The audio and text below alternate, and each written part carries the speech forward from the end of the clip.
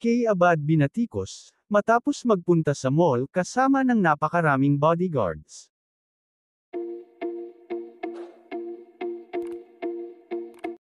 Nag-viral nitong nakaraang linggo ang video ni Kay Abad, habang nag-grocery sa isang supermarket sa Cebu.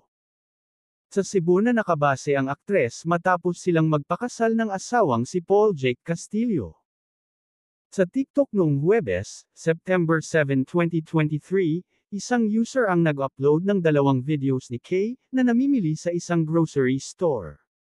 Makikitang kasama ni Kay ang kanyang dalawang anak na lalaki na sina Joaquin at Inigo. Kasama rin nila ang dalawang yaya ng mga bata. Ang mas napansin ng netizens, ay ang 6 na bodyguards na nakasuot ng white polo na nakapaligid sa kanila. Pinag-usapan tuloy ng netizens ang pagiging security conscious umano ni Kay. Sa isang Instagram story, pinabulaanan ni Kay na mayroon siyang sangkatutak na bodyguards. Anya, I'm always alone when I do my groceries. Or sometimes kasama ko ang kids. Pero walang bodyguards. Dagdag pa niya, mga tsismosa kayo ng taon.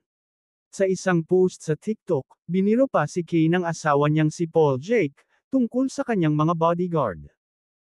Makikita kasi si Kay sa isang handaan na kumukuha ng pagkain sa catering table, at tila nakaantabay naman ang mga lalaking naka-green long sleeves.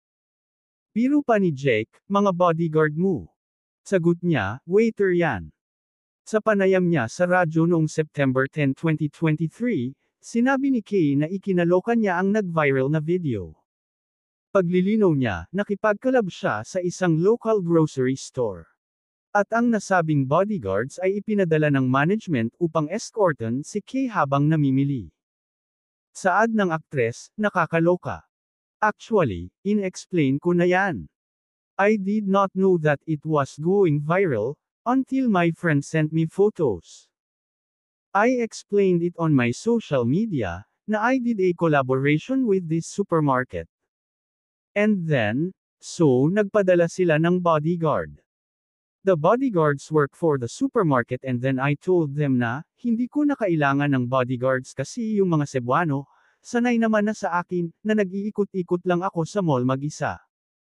But then sabi nila, sige lang, ma'am, kasi inutos daw sa kanila. So sabi ko, okay. So yun, yung nag-viral, hindi po sa akin yung bodyguards na yun, sa supermarket po. Giit pa ni Kay, sabi ko nga, wala nga akong driver, bodyguards pa kaya.